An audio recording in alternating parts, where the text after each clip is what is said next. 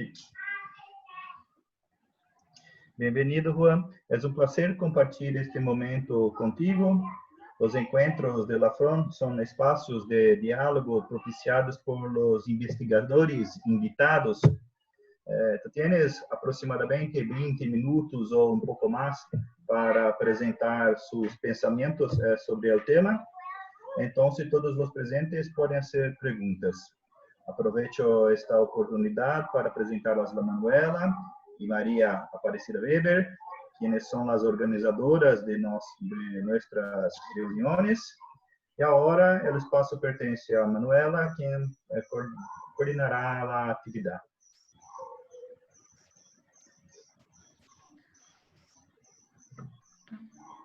Entonces, buenas tardes a todos. El 11º encuentro de la FRON, que el profesor Juan Carlos Arriaga Rodríguez va a presentar el trabajo sobre el origen y usos históricos de los términos fronteras y límite. Profesor Juan, sea bienvenido y tiene la palabra. Muy bien, muchas gracias por la invitación.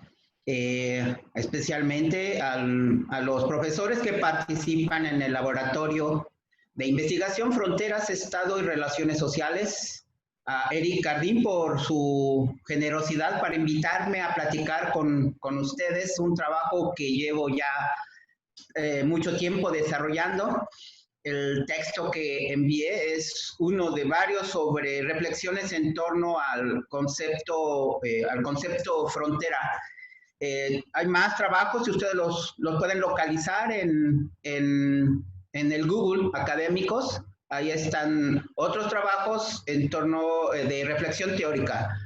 Estoy a punto de sacar uno sobre el concepto frontera en antropología. Y tengo uno desde la geografía, otro desde las relaciones internacionales, otro sobre de frontera frontera y límite desde la perspectiva jurídica. Entonces, este es un trabajo, el que presento hoy, es un trabajo que pretende discutir sobre un problema que yo encuentro en los estudios de frontera. Y es que frecuentemente se genera la confusión con el término límite. Límite y fronteras son conceptos para definir probablemente espacios ubicados en el mismo punto, pero que no son necesariamente lo mismo. Ni en los orígenes de los términos, ni en los usos técnicos y precisos que se les debe dar, son similares. La confusión es apenas del siglo XX. Inició a principios del siglo XX cuando la defensa de las fronteras se convierte en uno de los propósitos de la mayoría de los estados, por lo menos en América Latina. Y entonces se cree que la frontera puede servir para cerrar herméticamente el territorio de un país y defender a la población de la influencia externa que pudiera afectar, que pudiera contaminar la identidad cultural, la identidad nacional. Algunos países como, por ejemplo, México, mi país, tuvo la mala experiencia de la pérdida de territorio en una guerra contra Estados Unidos. El origen de esa guerra fue, primero, se autorizó la colonización de estadounidenses en territorios de Alta California, de Texas hasta California. Son 5 estados hoy de Estados Unidos que fueron colonizados por población de origen anglosajón. Después reclamaron la diferenciación cultural, lingüística, nacional y se declararon independientes. México no reconoció la independencia, manda a un ejército. Estados Unidos, las 13 colonias, son parte de, ya eran más colonias, pero el gobierno de Estados Unidos apoya a sus colonos y ganan la guerra. Bueno, pues eso fue un trauma que creo que para muchos países latinoamericanos está presente, esa pérdida de territorio por ocupación de población no nacional, de los extranjeros. Entonces, la frontera debe cumplir esa función y esto es la propuesta a principios del siglo XX. Bien, entonces se da una confusión de los términos.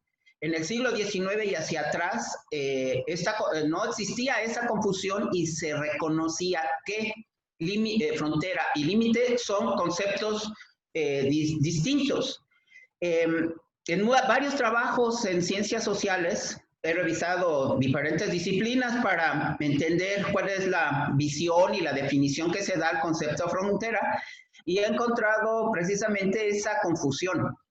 Si ustedes revisan los artículos sobre de estudios de las fronteras, van a encontrar que la frontera tiene dos definiciones, una como límite y otra como espacio de interacción social. Esa parte de la frontera como límite es incorrecta, esa idea es incorrecta y es lo que pretendo argumentar. Entonces, esta es la idea central del texto que envié, que los conceptos frontera y límite no son sinónimos y que esas definiciones que se les da en la actualidad no pueden ser validadas para su uso histórico. Esto quiere decir que en diferentes momentos de la historia hay concepciones precisas, específicas para cada uno de esos términos. Además que los usos sociales, la idea de la frontera también cambia de grupo social. Entonces, si observamos bien la idea de las fronteras para México a finales del 19 y principios del 20, tendrá diferencias importantes en la idea de frontera argentina, de la idea de la frontera colombiana, etcétera, etcétera. Lo que quiero decir entonces es que hay que ser muy precisos, hay que tener en cuenta la precisión histórica y la precisión social para definir o dar contenido al concepto frontera. ¿Cuáles son las premisas para esa afirmación?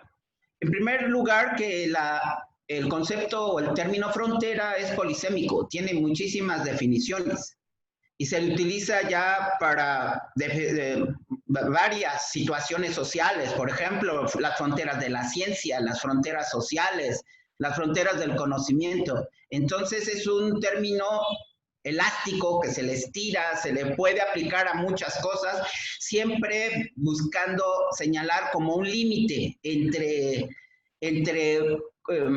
objetos o situaciones similares.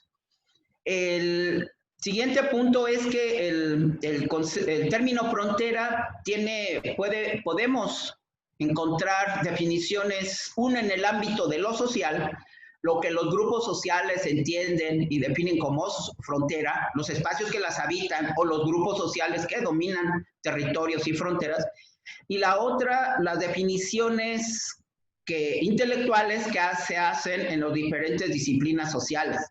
Incluso hay diferencias en la definición de frontera para la antropología, para la sociología, para la ciencia política, para el derecho.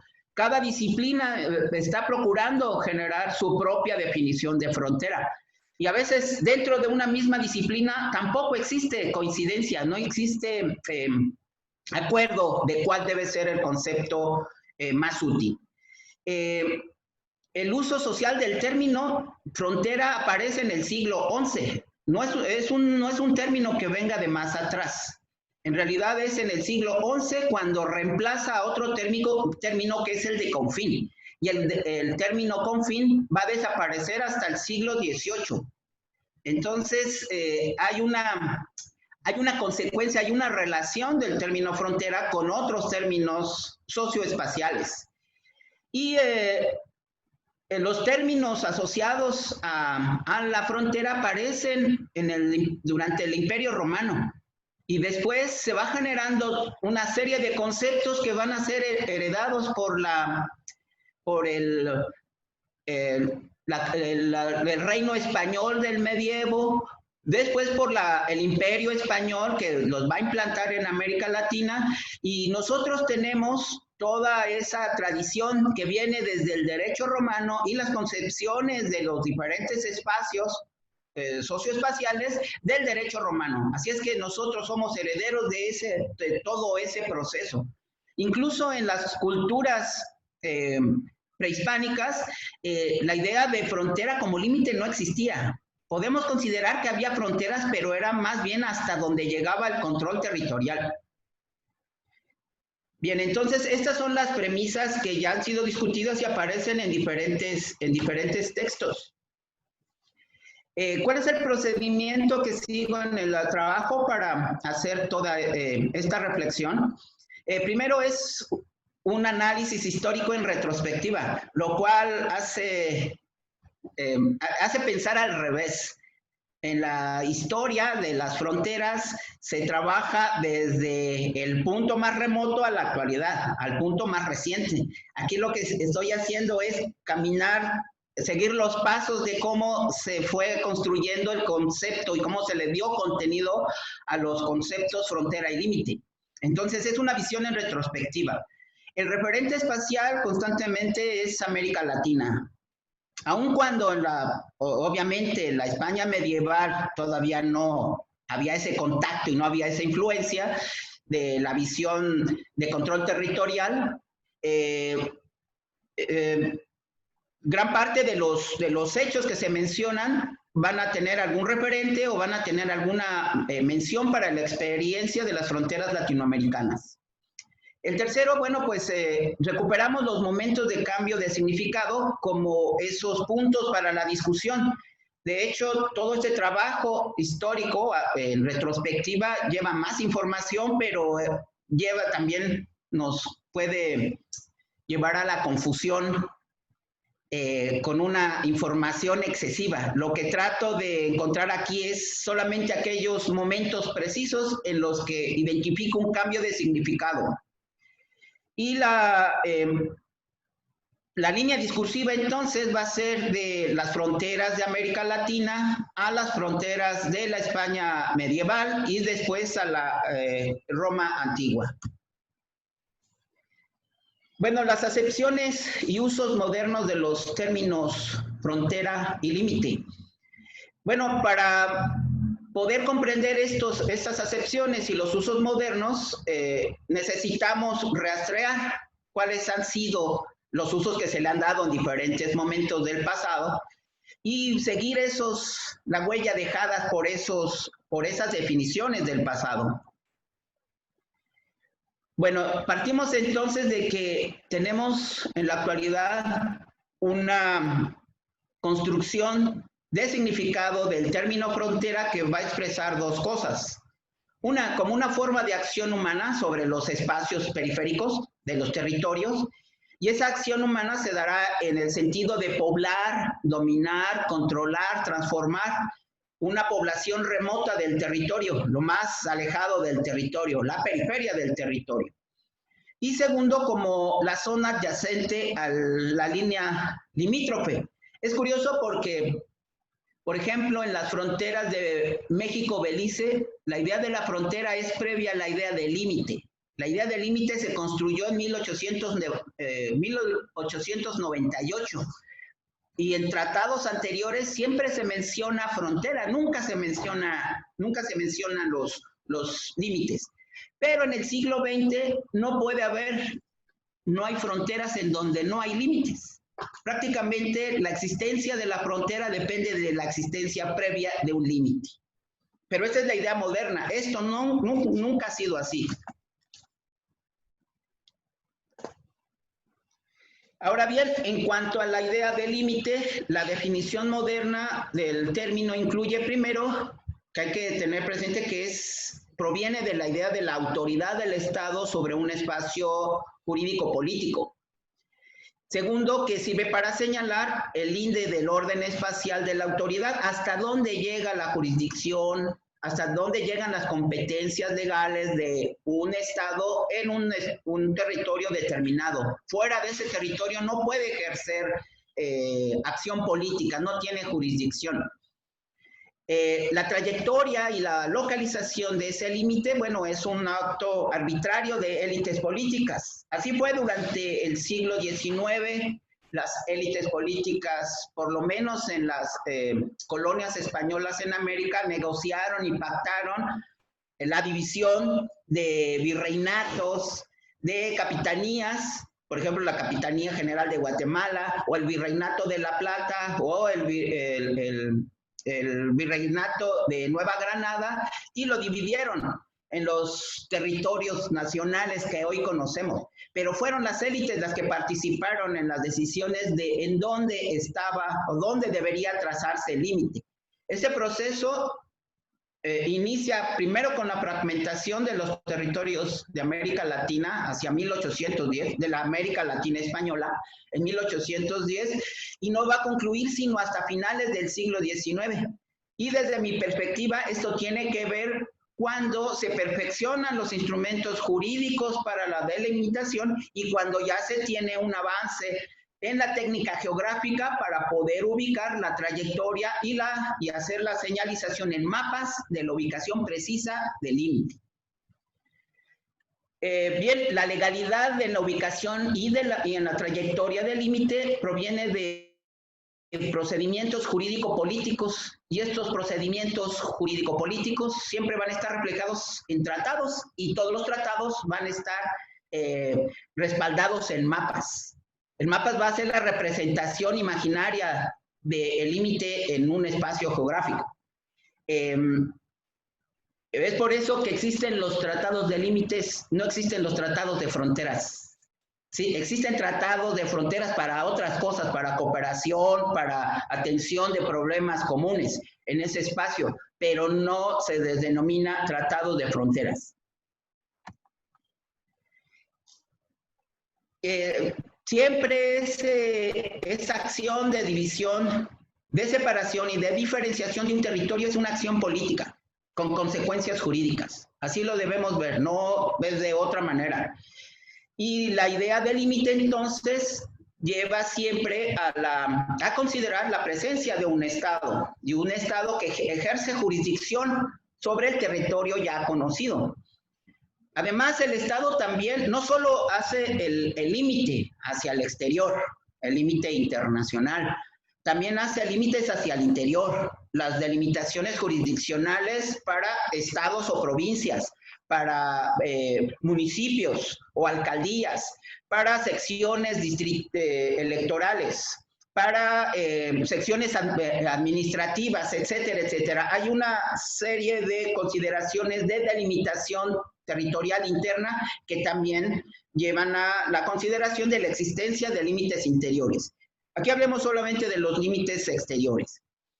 Y bueno, para que exista ese límite exterior, también se debe reconocer que ese Estado es un poder político independiente, reconocido, y al cual se le reconoce que domina sobre un territorio y que está de acuerdo con la existencia de esos límites. A finales del siglo XIX, algunos juristas latinoamericanos aseguraban que América Latina ya estaba dividida en definitiva. Lo que seguiría en los años posteriores sería simplemente la demarcación de esos territorios y solucionar esos diferendos territoriales, pero se podrían hacer por diferentes mecanismos, no necesariamente la guerra. De manera que para principios del siglo XX, América Latina ya estaba completamente delimitada. Esto es una consideración de aquellos años, porque las delimitaciones espaciales no solamente se dan en el campo, en el espacio terrestre. A partir de 1948 empezó a darse consideraciones sobre los espacios marítimos, que se van a reforzar en 1982 con el reconocimiento, la aparición de la Ley del Mar. Y en 1978 con la aparición de del Tratado Internacional de Espacio Aéreo. El derecho del mar, en la Ley del Mar de 1982, están contenidas las definiciones de límite y todas las definiciones de frontera asociadas al límite. De esta forma, por ejemplo, desde mi punto de vista, el límite no es una línea trazada en el horizonte, es una especie de cortina filosa que corta desde el espacio aéreo hasta el subsuelo, el territorio. ¿Qué tanta profundidad o qué tan profundo en ese territorio? Según la capacidad técnica del Estado. ¿Qué tan alto llega el límite? También depende de la capacidad técnica del Estado Para muchos países ninguna utilidad práctica hacer la delimitación espacial, pero para las potencias internacionales sí tiene mucho sentido hacer esa delimitación espacial e incluso del espacio exterior. Bueno, de esta forma entonces el límite es el principio y el fin de un espacio geográfico diferenciado, ocupado y dominado por un grupo social, la nación, que se identifica por su vinculación al territorio. Las sociedades, en principio, y esto es una construcción del siglo XVIII, de finales del siglo XVIII, la idea de nación vinculada a un territorio. El límite moderno tiene entonces tres características. Es una línea de separación de territorios nacionales, es el límite del dominio jurídico político de un Estado sobre un territorio. Esto quiere decir hasta dónde llega la jurisdicción del Estado, se da en términos de linde, y demarca, que es la señal que indica el adentro y el afuera de ese territorio, y se lo indica a las personas y a los objetos fuera de ese territorio o dentro de ese territorio. Bueno, estas tres características son esenciales para comprender la existencia del límite territorial moderno, además de que nos permiten entender las diferencias de significado que ha tenido el límite en otros momentos de la historia. Bien, ¿cuándo aparece esta idea moderna del límite? Bueno, esta inició o empezó a ser identificada hacia principios del siglo XV, pero tuvo su momento más importante en 1657, cuando se firma una paz en Europa después de una guerra de España contra Países Bajos. La paz de Westfalia es cuando aparece y se consolida esta idea de límite territorial. Primero porque esta idea daba la garantía de la seguridad de jurisdicción de un reino sobre un territorio, la soberanía territorial. Y segundo, porque se garantizaba que ningún Estado atentaría contra la integridad territorial de otro Estado o de otro reino vecino.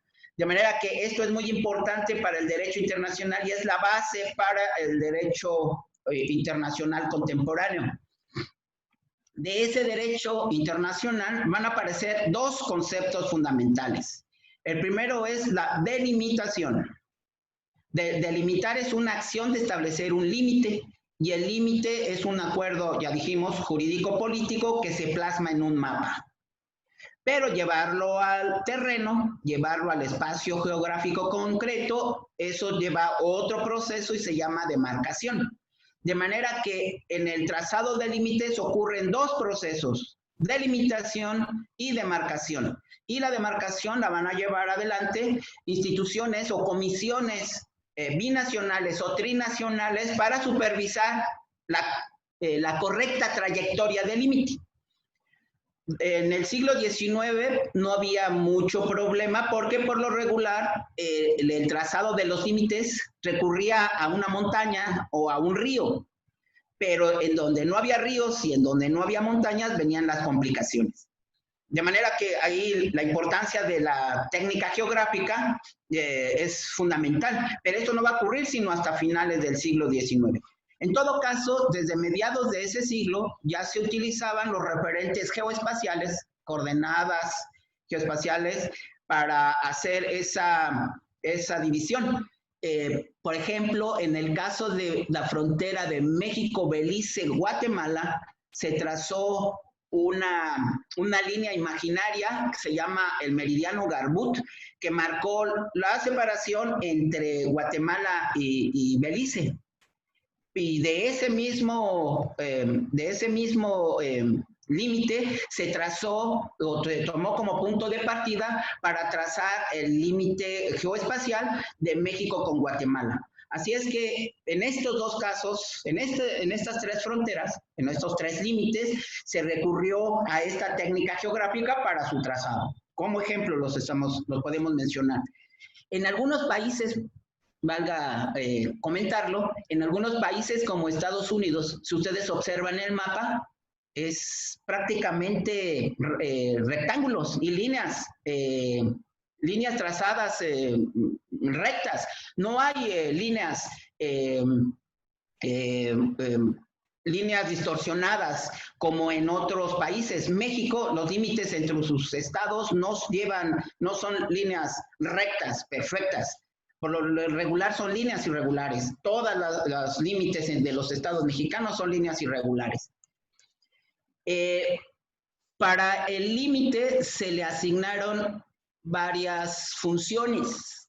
Una no solamente tiene que ver con la jurisdicción, sino también tiene que ver con la seguridad de la nación y la integración, la integralidad, dicen algunos geógrafos en español, del territorio. Qué tan compacto y qué tan integrado y qué tan fácil podemos diferenciarlo y distinguirlo en un mapa.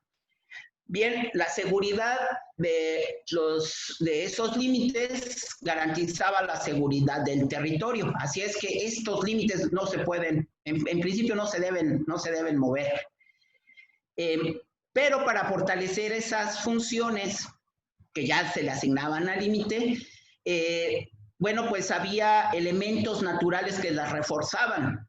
Y esos accidentes geográficos, que además servían para trazar el límite, también servían como escudos de defensa de la nación y de protección del territorio. En el siglo XV aparece el concepto de fronteras naturales. Y es curioso entonces cómo esta idea del límite, ubicada o trazada por un accidente natural, un accidente geográfico, se va a transformar entonces en frontera natural. Y empieza poco a poco a generalizarse y a reemplazarse la idea del límite por el de frontera natural. De hecho, en el siglo XIX es común encontrar este concepto de frontera natural, aunque siempre el límite internacional se recurría al concepto límite para la diferenciación territorial de los estados. Bueno, entonces los accidentes geográficos fueron utilizados para delimitar y también para demarcar los territorios nacionales. Y algunos países pensaron que, bueno, al igual, si del otro lado de ese accidente geográfico existe población nacional que está poblando y está ocupando ese pedazo de terreno, ¿por qué no le va a pertenecer a mi territorio? Y entonces poblaciones nacionales justificaban la ocupación la apropiación de un territorio.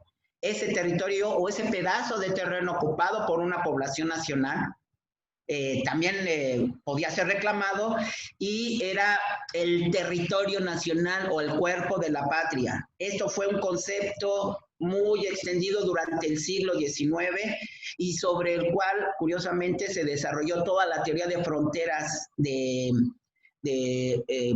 la teoría de fronteras en Estados Unidos de Jackson Turner.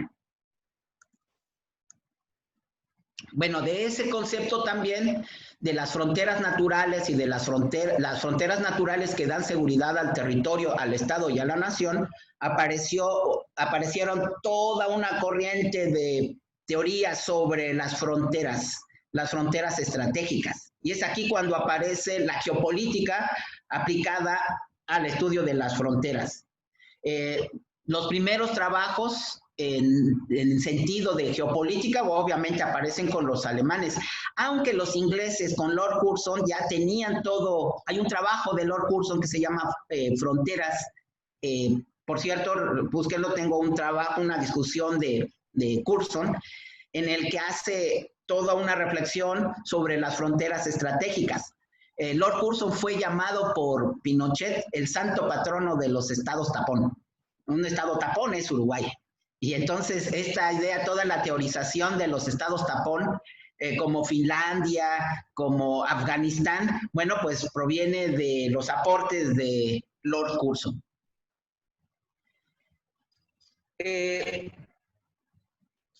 La frontera natural ya era utilizado, decíamos, empezó a ser utilizado de manera muy importante en el siglo XV, sobre todo para definir el territorio que estaba bajo el derecho o la soberanía de un rey.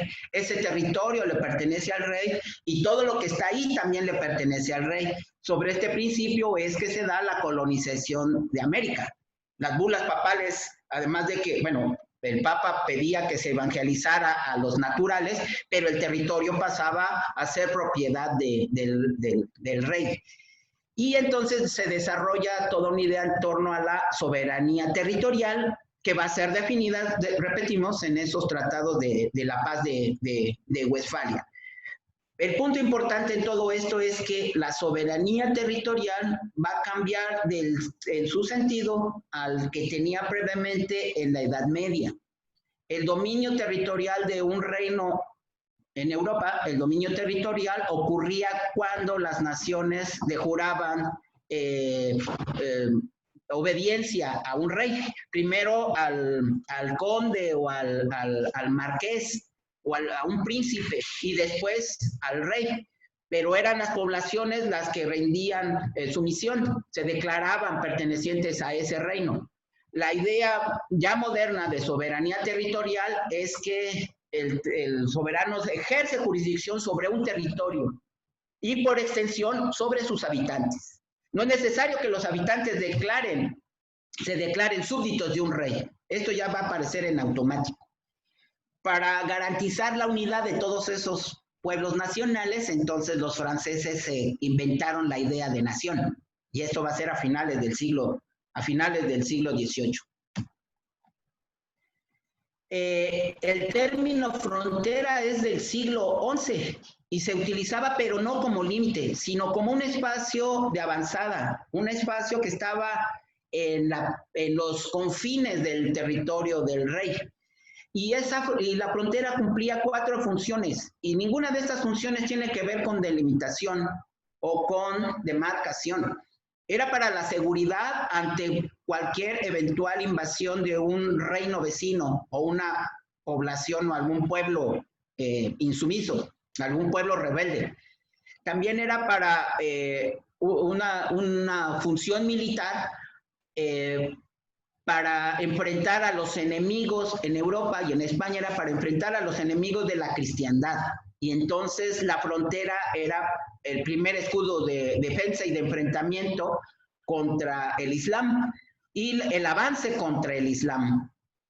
También tenía un sentido socioeconómico, porque se entregaban tierras en esos territorios, se les concedían derechos para la explotación y para la habitación de esos terrenos. Y además se nombraba a una persona para que se hiciera cargo en nombre del rey del pago de tributos. Y por último, el político administrativo. También se establecieron formas específicas para la administración de la justicia, para el control de los ejércitos que estaban estacionados, que por cierto no eran ejércitos armados o profesionales, sino que los colonos hacían a la vez de soldados. Esta idea se trajo a América Latina y fueron las misiones y fueron los presidios. Esta idea del control y el control territorial en España se trajo a América de esa forma y fue para ocupar los territorios de las poblaciones naturales. Y este concepto de frontera poco a poco reemplazó al de confín. Y el concepto confín es el más utilizado durante la España medieval y durante el Imperio Romano. La idea de confín es que el territorio es el espacio hasta donde irradia la soberanía y el poder del rey. E incluso todo lo que está más allá también le pertenece. Sobre esa idea, la corona española llegó a ocupar América, pero obviamente no tenía ni la población ni tenía la fuerza para controlar todo el territorio. Y sin embargo lo consideraban propiedad del rey. Entonces todo lo que había en esos territorios inhóspitos, pues le pertenecían. Esa es la idea de confín, y esta idea de confín fue desarrollada por los romanos. Y los romanos establecieron varios mecanismos para el control de los confines, dentro de los que destaca la idea de limes. El límite no fue un límite. Erróneamente se dice en algunos trabajos que el concepto límite se deriva del término limes. Eso es falso, no tiene ninguna connotación. Hemos visto que el límite es una forma para definir la diferenciación y la separación de un territorio, para la división territorial. Y el IMES tenía estas funciones que vemos aquí para la frontera, el de seguridad, de defensa militar contra las invasiones de los bárbaros, económicas para la producción de recursos que el corazón de Roma no tenía y que debía importar, y político-administrativo para la impartición de los derechos de propiedad de las tierras, los derechos de propiedad de los extranjeros y para la impartición de justicia.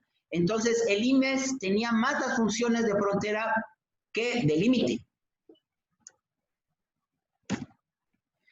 Bien, en conclusión, y para no entrar a más detalle, que creo que del artículo saldrán muchas preguntas, en conclusión, bueno, pues está claro que hay una confusión entre las palabras límite y frontera, y que por eso a la frontera se le ha dado un doble significado, como línea de separación territorial entre los estados y como zona de interacción social.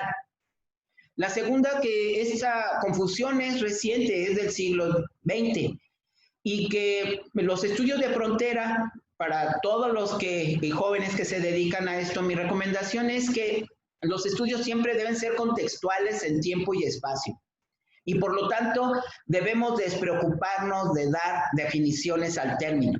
Las ideas de frontera porosa, frontera permeable, frontera desocupada, etcétera, etcétera, son solamente términos que dan sentido para el autor que las utiliza y que las genera, pero en sentido estricto no tiene nada que ver con un estudio profundo, un estudio histórico, objetivo de la realidad de las fronteras. Hasta aquí mi conversación y estoy atento para sus preguntas. Muchas gracias por su atención. Muchas gracias, professor Juan, pela exposição. E agora está aberto para as perguntas. Vocês podem colocar em português e aí a gente vai intermediando. A professora Edilma está aqui para nos ajudar também a intermediar as perguntas. Ou podem abrir o microfone também e falar despacio, devagar, para o professor escutar.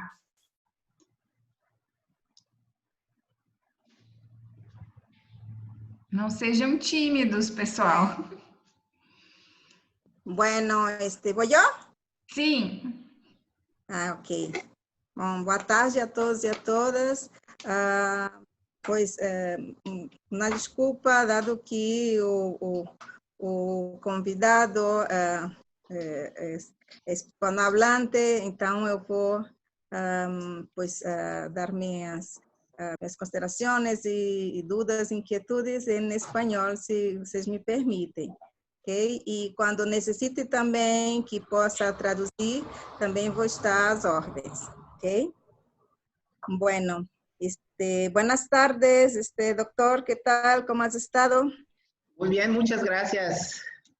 Oye, no nos encontramos en curso en Bacalar en 2010 sobre derechos humanos, migración y seguridad. Sí. Ah, ya, eso que me estaba acordando, oye.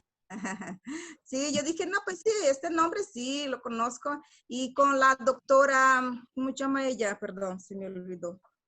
También, la doctora, también que trabaja seguridad. Natalia Armijo. Ay, ándale, Natalia, sí, o sea, salúdame de mi parte. Oye, sí, muchas gracias por estar con nosotros. Pues es un gusto, realmente este es un espacio donde se necesita de puntualizar sobre todo los temas relacionados con frontera, con relaciones sociales, con dinámicas de frontera.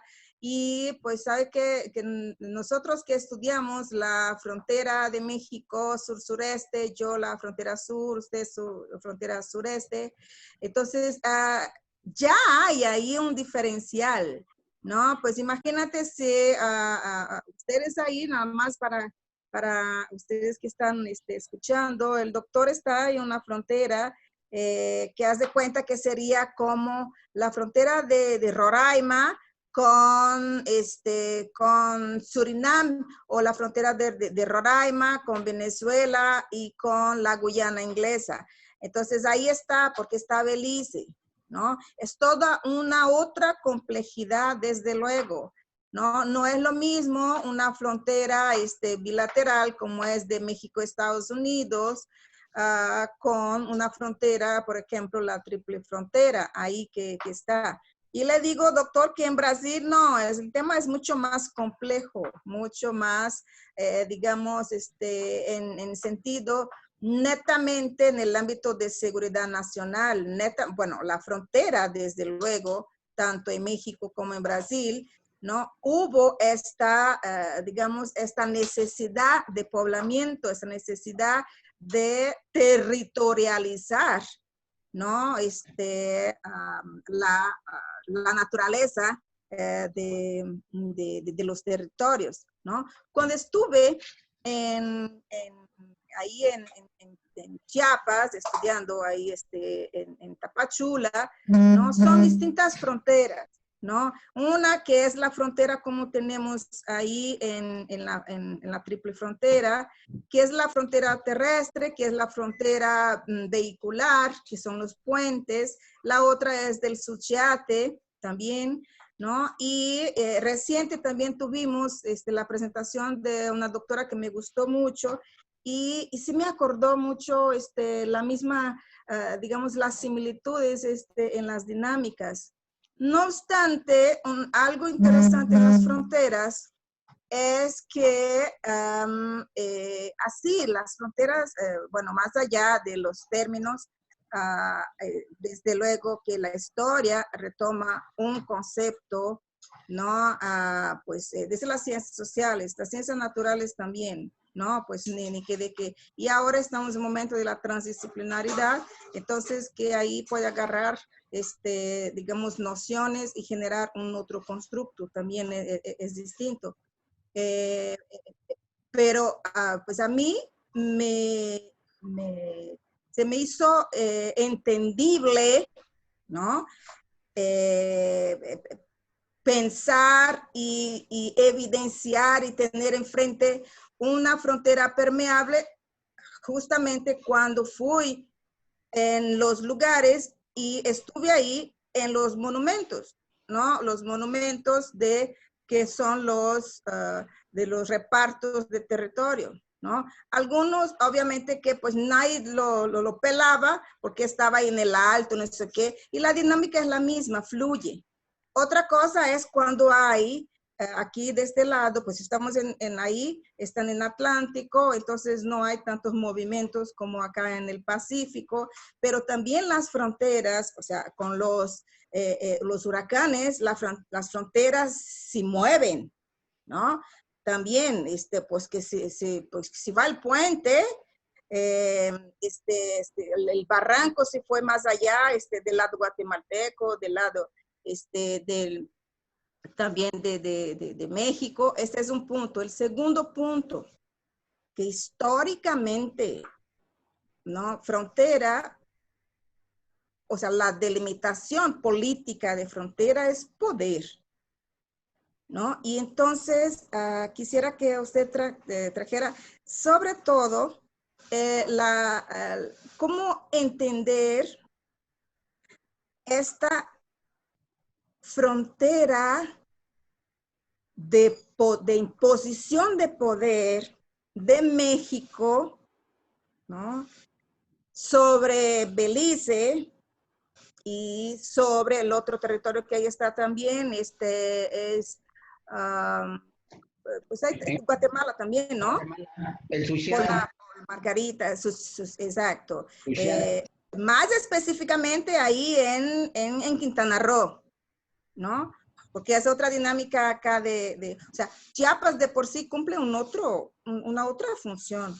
Esa es una. La otra, en términos de frontera, quisiera que usted, no sé si está dentro del texto, perdón, pero sería importante traer en materia de política de frontera, que ha sido el programa Mérida, ¿no? El plan Mérida, y que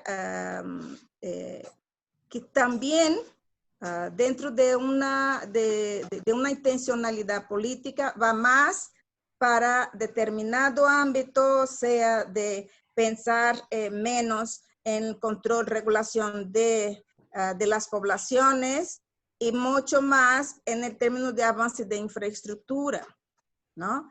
Entonces, quisiera que trajera esta realidad para nosotros, para entender la triple frontera ahí entre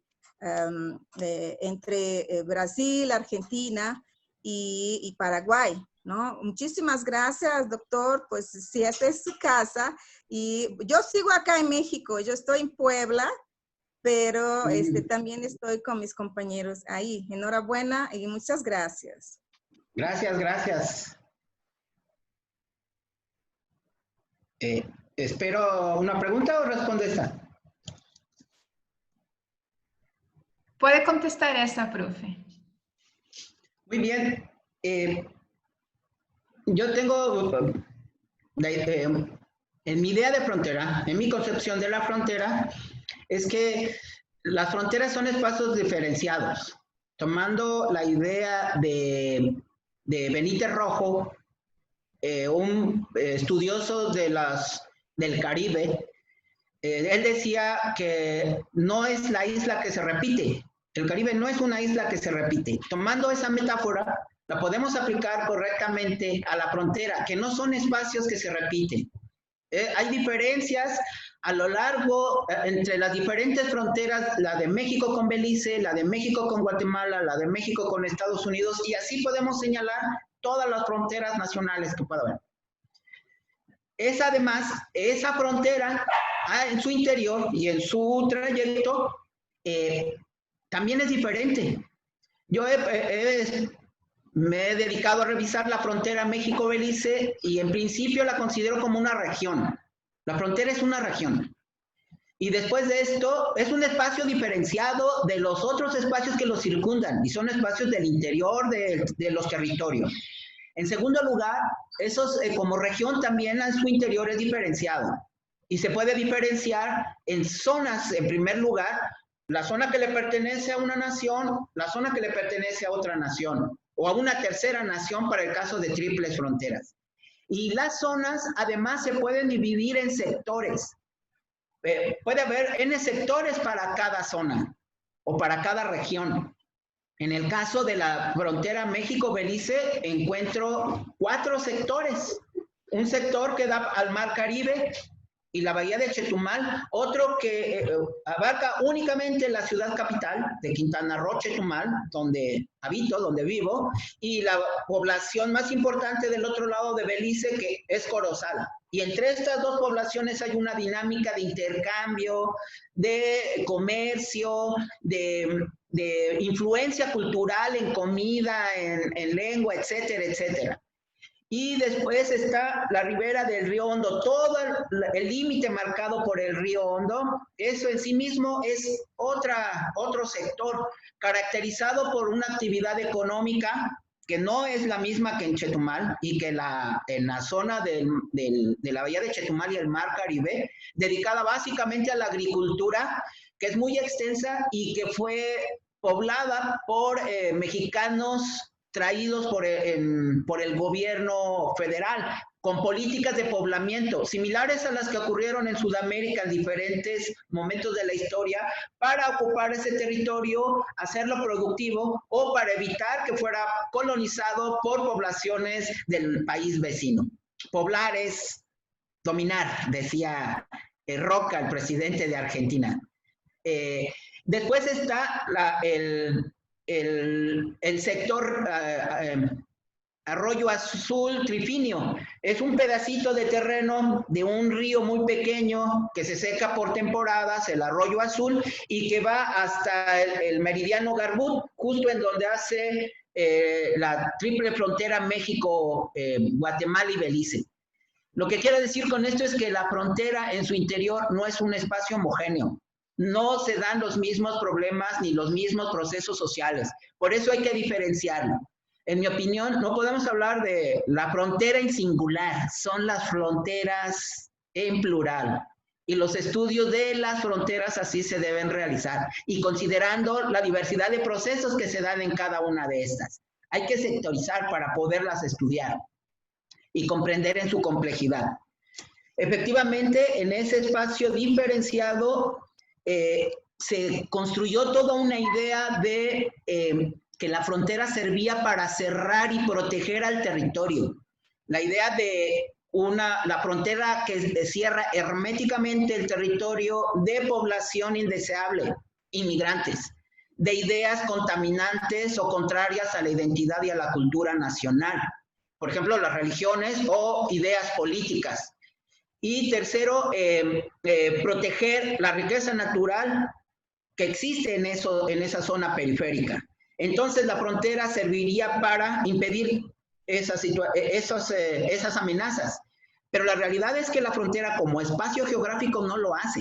Lo que hace todo eso son acciones del Estado, y acciones del Estado con tres instituciones importantes creadas, la institucionalización de las fronteras, y cuando aparecen las políticas de fronteras es a principios del siglo XX, cuando se establece la seguridad de las fronteras en manos del ejército, cuando se establece el control de la economía en las zonas de frontera a través de las aduanas, y cuando se establecen los controles de los flujos migratorios o los movimientos poblacionales a través de los institutos de migración.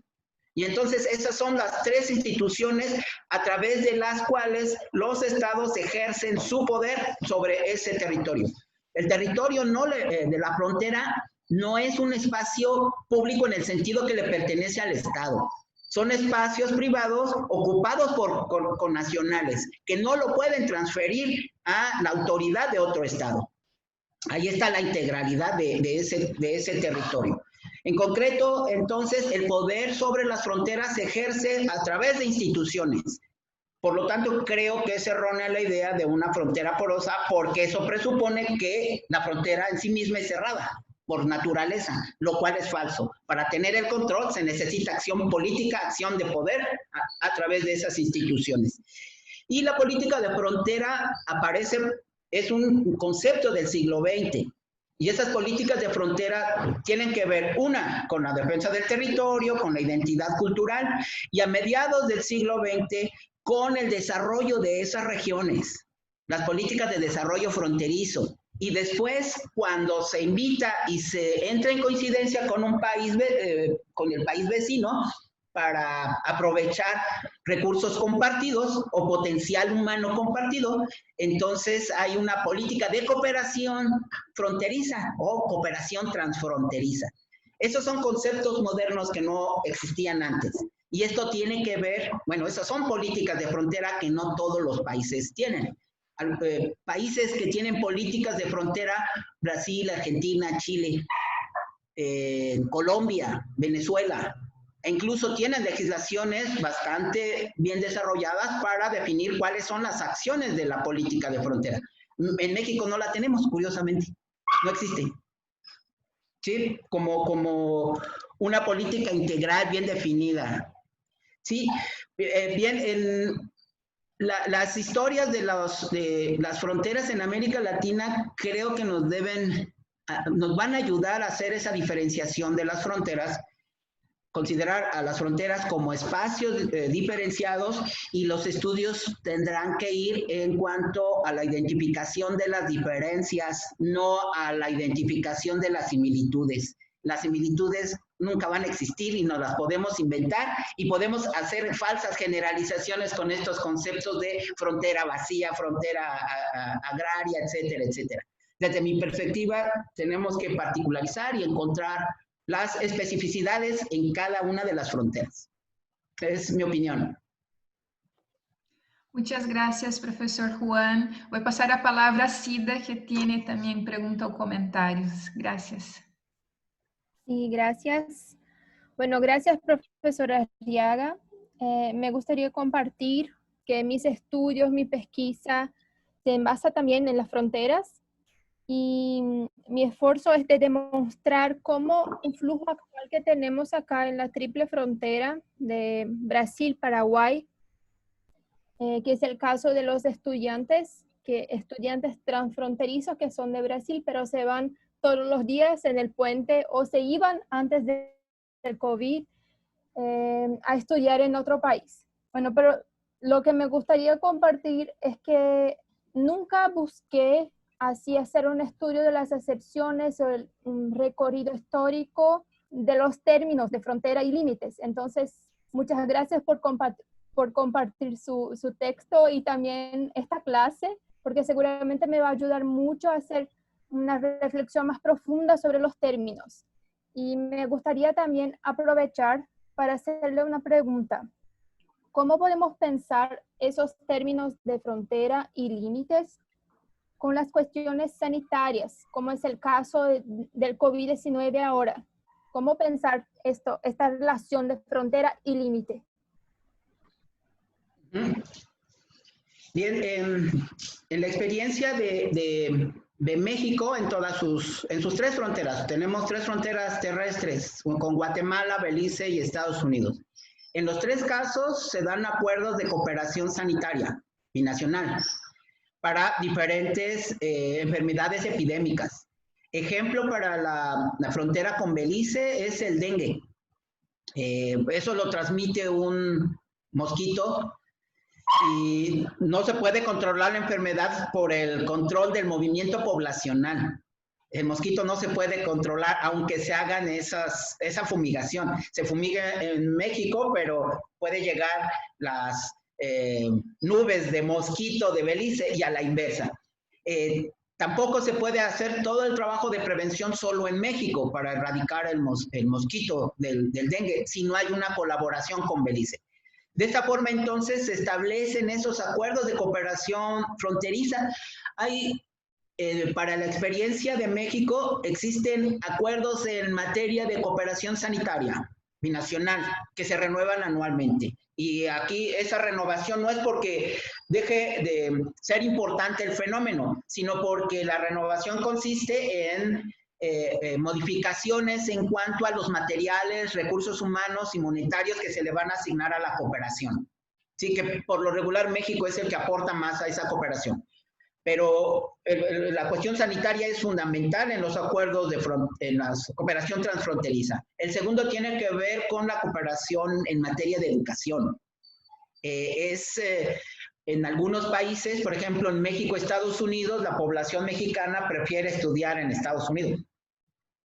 En México, la frontera México con Belice, los beliceños prefieren estudiar en México porque es más económico, no necesariamente porque la educación es mejor, sino porque es más, les sale más barato estudiar en nuestro país y aprovechan los acuerdos de becas y de cooperación que brinda el gobierno de México. Ese es el segundo ámbito de la cooperación binacional. El tercero, de la cooperación transfronteriza, está en materia de seguridad para asuntos de delincuencia transnacional y de delincuencia local. El segundo tiene que ver para la cooperación en materia comercial transfronteriza. ¿Cuánto se puede comprar en Belice y traer a México? ¿Y cuánto se puede comprar de la frontera, del lado mexicano, para llevar a Belice? ¿Cuáles son los productos exentos de impuestos en este comercio binacional? ¿Y cuándo se le considera contrabando? También en materia de protección ambiental, en cuencas compartidas es fundamental. Brasil tiene todo esto bastante desarrollado porque la mayoría de sus límites internacionales están trazados o tienen un referente en ríos. Y por lo regular, algo bien curioso en el caso de Brasil, ustedes lo saben mejor, casi todos son trifinios. En el caso de México solo tenemos uno, pero Brasil es el país con mayor número de límites internacionales y es donde están, casi todos inician y terminan en un trifinio. Solo los que dan en costa no, pero los del interior todos. Y están en un referente de río. Entonces, la protección de los recursos y la protección de los recursos naturales, del ambiente en esas cuencas, pues también es materia de cooperación. Ahora con lo del COVID, pues lo curioso es que las fronteras se cerraron. Ya no hay paso de poblaciones y está el temor de que los del otro lado nos van a contagiar. En Belice, nosotros en Chetumal decíamos, cuando pasen los beliceños nos van a contagiar. Los primeros que cerraron su frontera por miedo fueron ellos. Y la epidemia es más fuerte en México, en Chetumal, que en todo Belice. Entonces, algo bien interesante y que merece estudiarse es por qué se cerraron las fronteras de todos o la mayoría de los países en esta epidemia cuando ha sido una tradición la cooperación en materia sanitaria. ¿Sí? Muchas gracias, profesor Juan. Voy a pasar a palabra al profesor Eric. Gracias. Agradeço a presença silenciosa de Lindomar e da Tânia. Tânia, um abraço. Juan, has estado pensando... Eric, estou conduzindo. Estou solamente escutando por isso. Ah, sim. Lindomar, sim. Lindomar. Juan, has estado pensando... Haga um comentário daqui a pouco. Sim. Juan, has estado pensando na definição disciplinária do término fronteira, dada todas as possibilidades antropológicas, sociológicas, em la geografia, direito, como pensar a definição de forma interdisciplinar? Yo soy de la banda de Jean Gottman. Jean Gottman es un geógrafo francés fallecido que tiene unos estudios importantísimos sobre geografía urbana. El concepto megalópolis lo hizo famoso, pero entre toda su obra tiene dos trabajos que son bien importantes y que dan elementos metodológicos y conceptuales para estudiar las fronteras. Por cierto, con ustedes publiqué el de concepto frontera en el pensamiento de Jean Gottman. Ahí está desarrollado lo que él opina. Y me parece que ahí hay una perspectiva multidisciplinaria o que se puede abordar desde las diferentes disciplinas.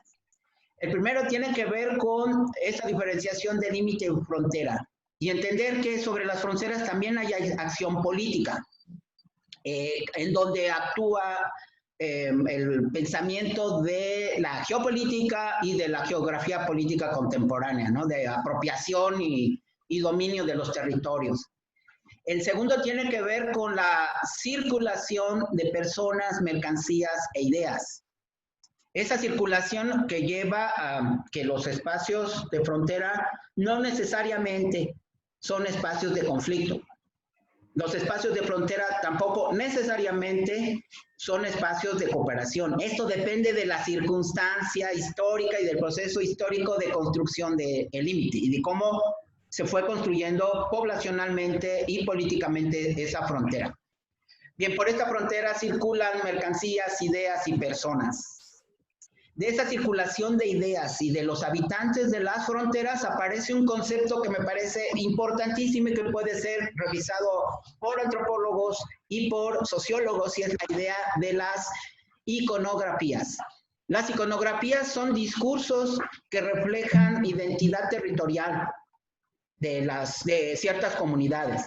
Las comunidades de frontera generan sus propias iconografías, como habitantes alejados del centro de la patria, como los habitantes que están en el frente de la defensa de la patria. Esto no necesariamente es aplicable para todos los países, pero es una forma del discurso que aparece, de iconografía que aparece en esos territorios. En algunos casos, esas iconografías, las iconografías es una combinación de ideas, objetos, cosas de la naturaleza, mezcladas y que va a salir un discurso de contenido territorial. Esas iconografías se dan en diferentes niveles, desde lo local, de pequeñas comunidades y barrios en las zonas de frontera, hasta la construcción de la iconografía desde el centro. La frontera como espacio de la defensa de la nación es una iconografía del Estado. pero esa no necesariamente corresponde a la iconografía de las comunidades. Aqui não tem jeito. Identidad. Entonces, en el estudio de esas iconografías es muy importante lo que se hace en sociología y lo que se hace en antropología. De esta forma, entonces, el estudio de la frontera que involucra circulación, que involucra iconografías y que lo remite a un espacio de territorios, obliga necesariamente a incluir elementos de diferentes disciplinas. Creo que Gottman nos permite y nos lleva a eso, y no todos los pensadores que he revisado lo hacen así, son más en su ámbito disciplinar y se olvidan de lo sustancial del aspecto geográfico. Yo soy profesor del doctorado en geografía y de epistemología geográfica, y en ciencias sociales da igual hablar de región, territorio, zona, área, y no son categorías geográficas equivalentes. Y esto es una debilidad en muchas ciencias sociales. Creo que Gottman nos puede ser el punto de partida para integrar todo ese conocimiento, ¿no? Entonces, los trabajos de Gottman están sobre la construcción del territorio, sobre la partición de los territorios. Su teoría yo la denomino la teoría de la partición de los espacios humanos. Y el segundo es sobre la frontera como ese resultado de la partición de espacios humanos. Sí, por ahí puede ser, creo que ese texto puede apoyarnos. Aunque los posmodernos y culturalistas, ahora ojalá haya más culturalistas que lean esto para entrar al debate, porque sí sería importante que se discutiera el concepto de iconografía de Gottman. ¿Sí? Sobre todo porque en antropología los estudios de las fronteras desde del culturalismo son muy fuertes, ¿no? Gracias, Juan. Muchas gracias. Profesor Lindomar, ¿ya está disponible?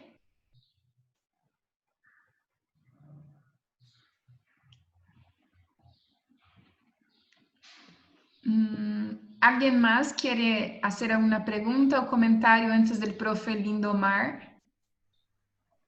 Bueno, si tenemos tiempo, yo aprovecho porque esa era una de las preguntas, que no era una pregunta, pero una reflexión que yo hice con su texto también, de cómo pensar las fronteras de forma interdisciplinaria, que Eric ya nos habló y nos ha contestado, que vos nos ha contestado. Pero también me gustaría aprovechar, ya que en el inicio ha dicho que está revisando o ya tiene un trabajo hecho de las perspectivas antropológicas de los términos de frontera. Y yo soy antropóloga y también así que estoy buscando conocer un poco más los autores y las referencias de los estudios de frontera también desde la antropología. Y me gustaría saber cuándo va a estar disponible ese trabajo, si ya nos puede decir, y también se nos puede comentar un poquito de los autores, de las líneas de pesquisa que ha estudiado para hacer este trabajo. Bueno, para la idea de límite, obviamente remite a autores de ciencia política y del derecho. Todos los estudios sobre límites recaen en ese ámbito. Para los estudios de frontera, ciertamente se debe considerar la acción y la presencia del Estado como un actor que ejerce poder sobre ese espacio y sobre las comunidades que habitan esos espacios. Pero las formas de interacción de las poblaciones de frontera o de los habitantes de frontera son diversas, como en cualquier grupo o conglomerado social. Lo único que les va a dar una característica es que la diferenciación nacional, ¿no? Que entre esas comunidades va a estar una línea divisoria que va a marcar en sí misma la diferenciación de nacionalidad. Pero en la práctica y en las identidades, en la convivencia, a veces esa línea no existe. Esto ocurre en algunos de los sectores de frontera de México con Estados Unidos, por ejemplo, en la frontera en el sector de la San Diego, Tijuana. Ahí la gente circula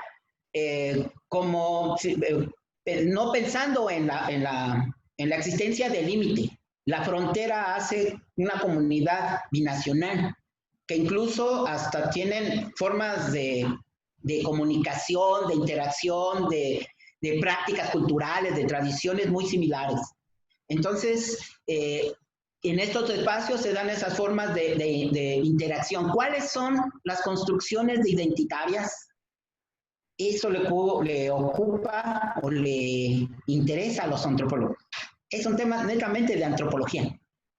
Y ahí es en donde hay que refinar los estudios, porque creo que los antropólogos carecen de esa base geográfica. Dice un pensador geógrafo brasileño, que ustedes seguramente conocen, Milton Santos, que los estudios de la geografía se convirtieron en la viuda del espacio, ¿no? Entonces se estudia más lo social, pero sin el referente espacial, como si ocurrieran en el aire.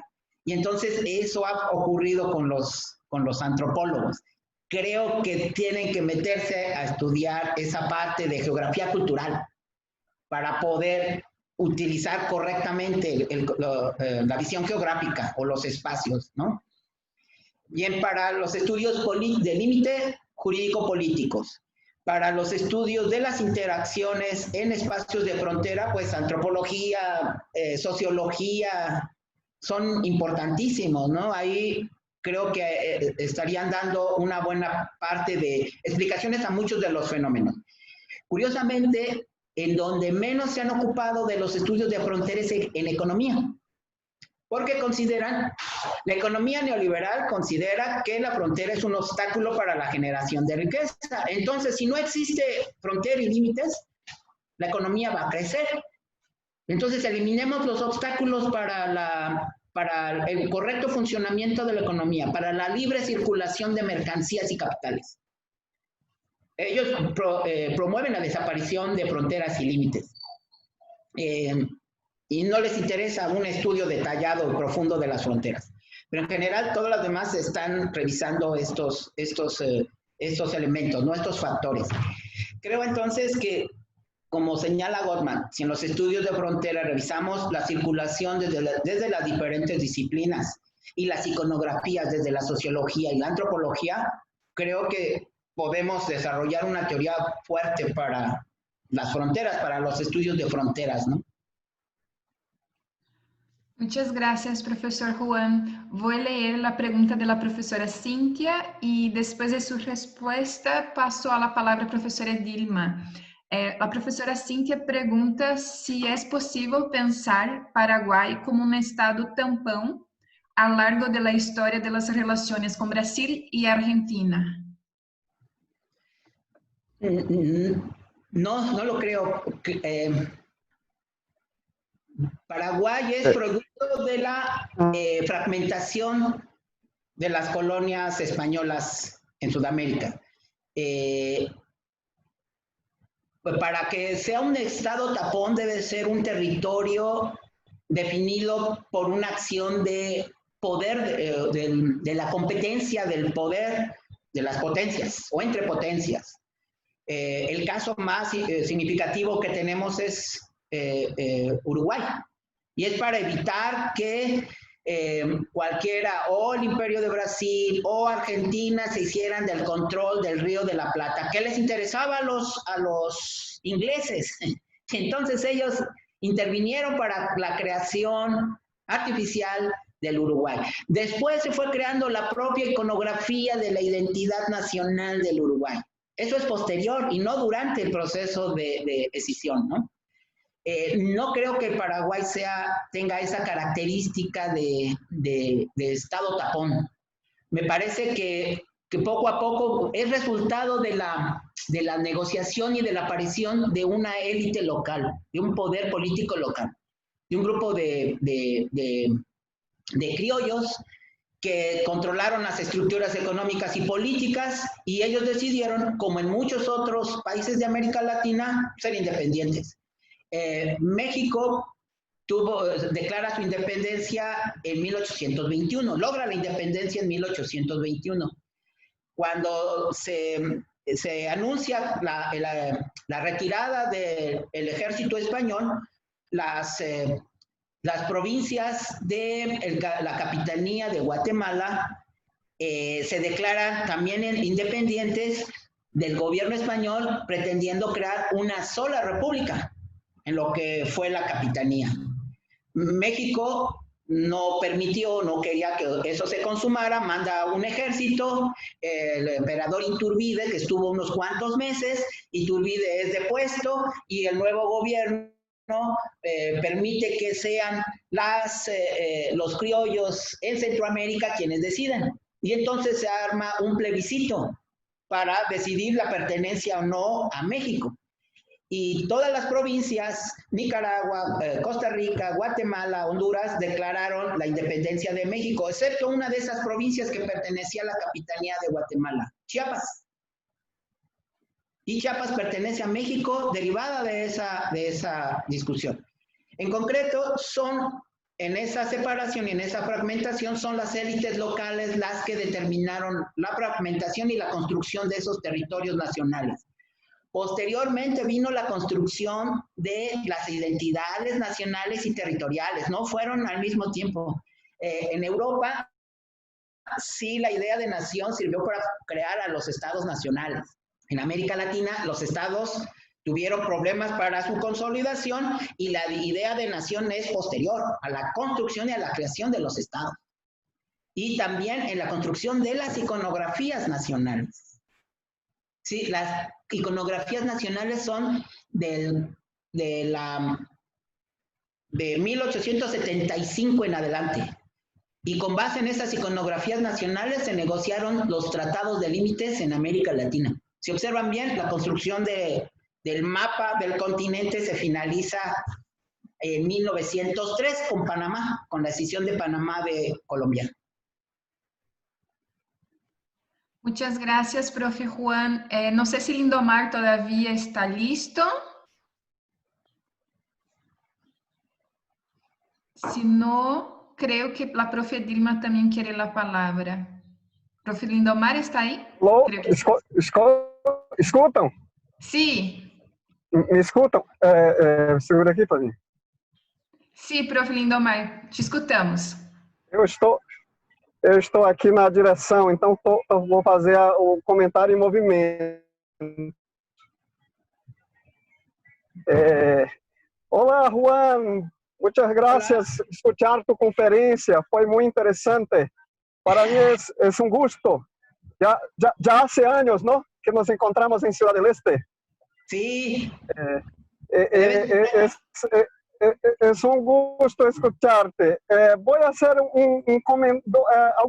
algunos comentarios muy breves y alguna pregunta. Un comentario es que me pareció magnífico esta manera histórica de construir, ¿no? La diferenciación entre límite y frontera, pero me quedó la primera duda es sobre el Tratado de Tordesillas, que es una línea, y el contexto del Tratado de Madrid, después, ya en siglo XVIII, porque estaban hablando la cuestión del límite en los tratados. ¿Cómo leyó esos tratados? No sé cómo aparece esta cosa del Tratado de Tordesillas en el siglo XV. Es solamente una duda histórica sobre eso. Porque me parece la lectura que tenía que las fronteras naturales estaban más en el Tratado de Madrid y de Alfonso que en este Tratado de Tordesillas. La otra cuestión es si hay una diferencia a pensar límites y frontera entre los países, entre los intelectuales situados en los países que tienen pérdidas de territorios, como el caso del México, y en países que ganan territorios, como el caso de Estados Unidos y Brasil también, que solamente aumentó su territorio a lo largo de su historia. Entonces, a partir de estas posiciones diferentes de la frontera, ¿cómo eso es producido en términos de discurso? Y una curiosidad, hablaba del límite, de confines, y una palabra que escucho desde que estoy en España, porque incluso es una provincia, la idea de extrema, de Extremadura. No, porque lá hay la palabra Extremadura. Aquí, cuando salgo de São Paulo y voy para Minas Gerais, hay una ciudad que está en el límite entre esos dos estados que se llama Extrema. Y lá en el pasado, en la propia propiedad de mi padre, la parte final de la propiedad se llamaba Extrema. Entonces, esta idea de extrema en términos territoriales, quería un poco saber eso. Y por último, un último comentario es en esta exposición no hay una visión, creo, claro, que por causa del derecho y todo que viene en este tratado, esta herencia romana y europea es evidente, pero si no es interesante pensar otras herencias de otros matrices, sea indiano, chino, o de otros continentes, o mismo en México, ¿qué concepciones de frontera están en los aztecas o los otros pueblos antes de la colonización? Es eso. Muchas gracias. Gracias, gracias. Bien, sobre las fronteras y el territorio que se perdió. Hay toda una construcción discursiva sobre la desgracia nacional de la pérdida del territorio. La construcción de ese discurso aparece en términos de tipo médico, como por ejemplo, escisión, cercenamiento. Entonces, estas están asociadas a la idea del cuerpo. El territorio es un organismo vivo, es el cuerpo de un organismo vivo. El territorio es el cuerpo vivo de la patria, es el cuerpo de la patria. Y así lo podemos encontrar, por ejemplo, en los discursos territoriales de República Dominicana, de Colombia, incluso de Cuba. Aparece sobre esa idea del cuerpo de la patria un mito fundador de lo que originalmente le pertenece a esa nación o a ese pueblo. Y entonces, a partir de ese mito fundador, es como se va generando todo el discurso de la desgracia nacional, de la afectación desde fuera del cuerpo de la patria. Donde más se ha desarrollado este discurso de pena, fundado en mitos, y desarrollado como la pena nacional, la tragedia nacional es Bolivia, donde a lo largo de la historia fue perdiendo territorio de diferentes formas con diferentes países, con Argentina, con Chile, con Perú, con Brasil. Entonces ahí se ha reflejado esto. Lo importante de este punto es la idea del mito original, lo que le pertenece a esa nación. Y sobre ese mito se construye todo el discurso, la iconografía nacional de lo que le pertenece a la nación y de lo que le quitaron. Sobre el concepto de extremo, bueno, es un concepto que se utilizó como sinónimo de confín, pero y aparece en varias localidades como nombres de las localidades, pero el más común y el más extendido era el de frontera. Incluso en España hay más poblaciones con el nombre de frontera, o como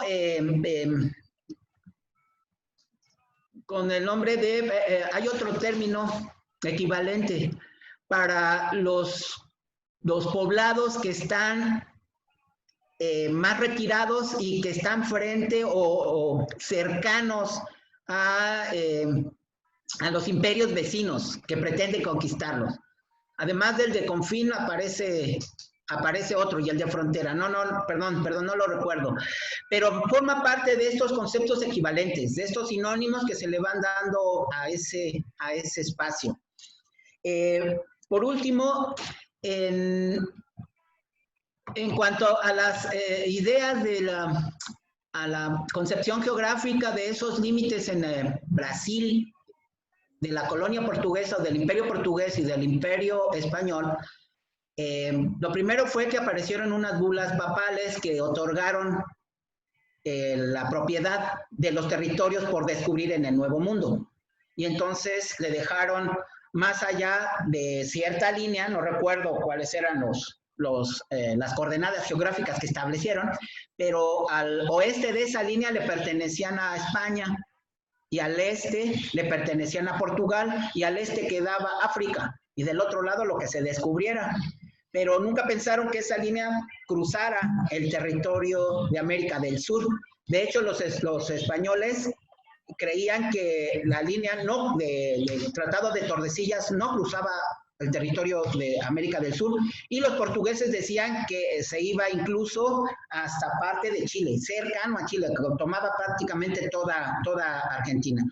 Después, bueno, pues se fueron poblando y se pusieron de acuerdo las coronas, ambos imperios, y se dejó más o menos las propiedades de la costa, no del interior. Después, conforme se van poblando y se van colonizando los territorios del interior, sobre todo hacia el Amazonas, es como van apareciendo los pueblos sobre los que ejerce dominio la corona portuguesa. Un hecho importante es cuando se unifican las coronas de Portugal y España. Y entonces hubo un periodo de cerca de 57 años durante los cuales fueron el mismo imperio, fueron un solo imperio. Y a finales de ese periodo ocurre la invasión de los holandeses.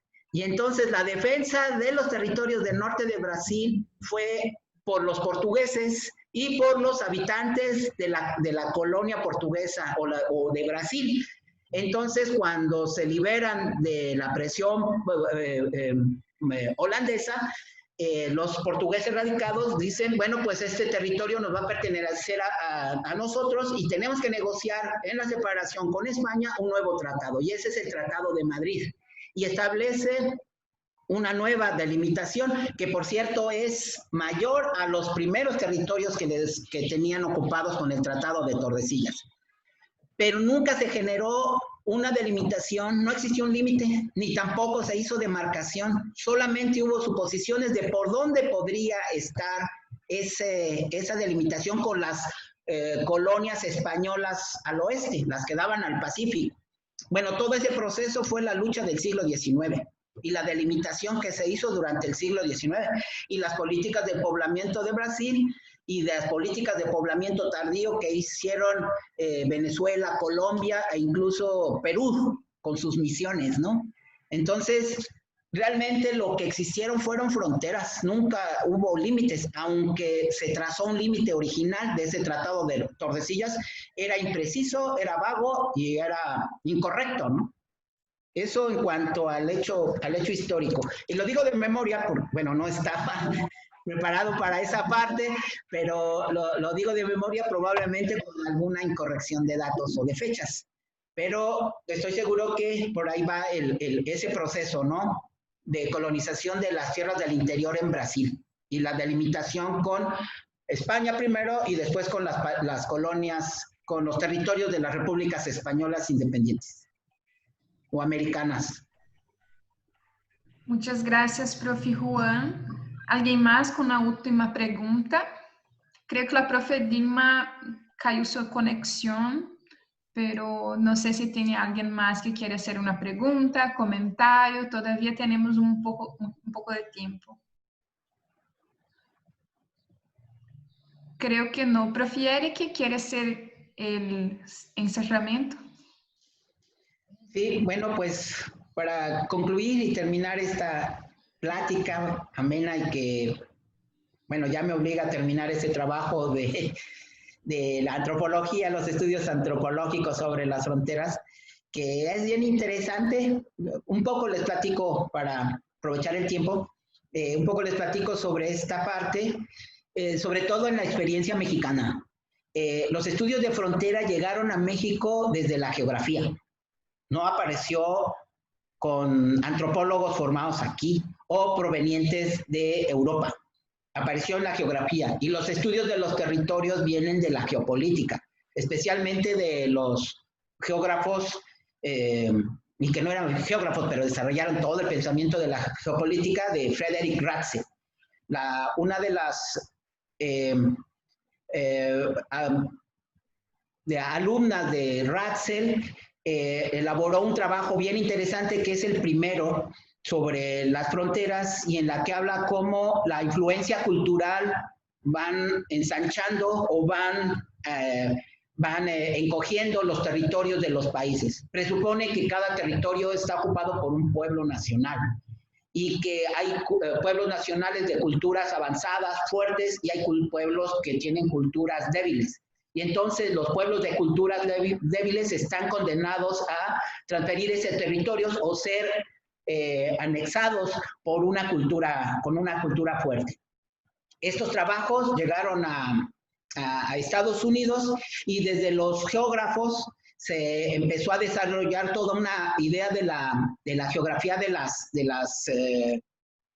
las fronteras que tuvo impacto en algunos antropólogos. Esos antropólogos como Boas, Peter Boas, y otro antropólogo también de origen alemán, ahorita les digo, Peter Boas elaboró todo un estudio sobre las culturas en territorios y las fronteras culturales.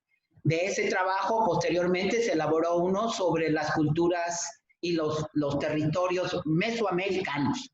Mesoamérica abarcaba del centro de México hasta Honduras, El Salvador, y era lo que ocupó el Imperio Azteca. Y decía que ahí estaba una cultura, una civilización fuerte y que ahí se marcaban los límites. Hacia el norte, el septentrión americano, inculto, incivilizado, y hacia el sur, en una zona salvaje, despoblada, con comunidades poco avanzadas y poco desarrolladas, hasta territorios de Colombia y Venezuela. Este concepto es el de Mesoamérica, y el concepto de Mesoamérica se sigue utilizando hoy para hacer esa diferenciación. De estos estudios antropológicos de Boas, y estoy tratando de acordarme del autor de Mesoamérica, se hicieron diferentes debates, surgieron varios debates en la década de los 50, de los 60, y avanzando sobre todo con los estudios de antropólogos estadounidenses sobre hasta dónde podemos ubicar espacialmente una práctica cultural o una comunidad cultural.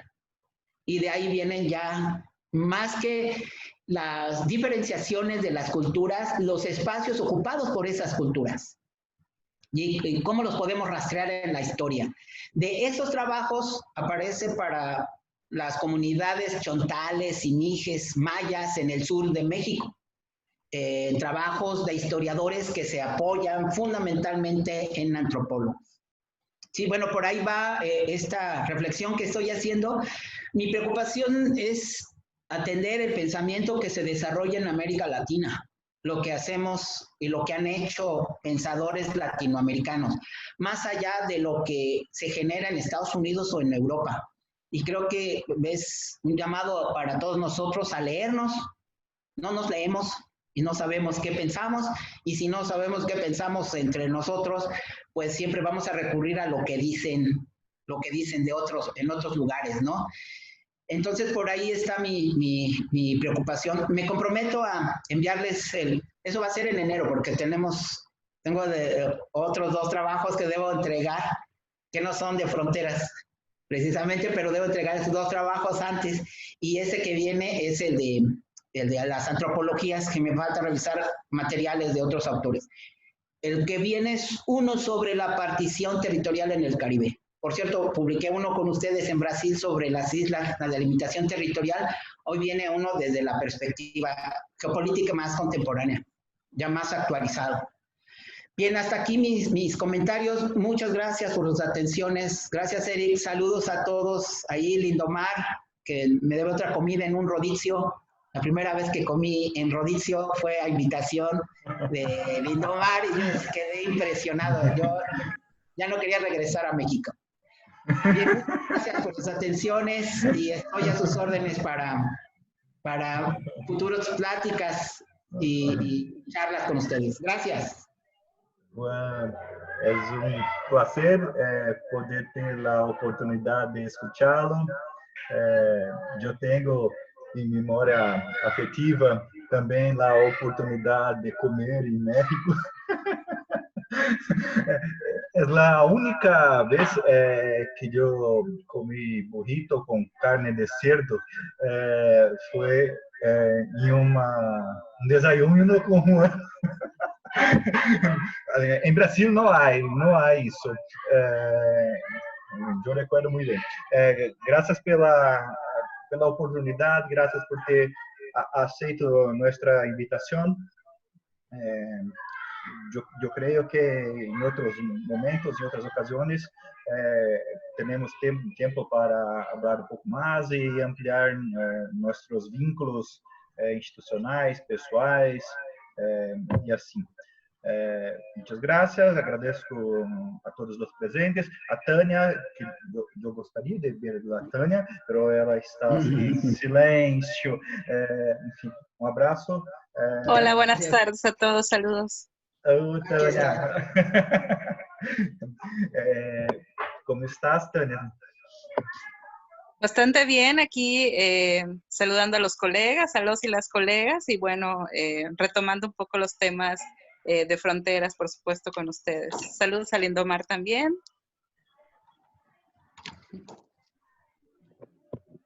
Lindomar, yo creo que Lindomar no está más.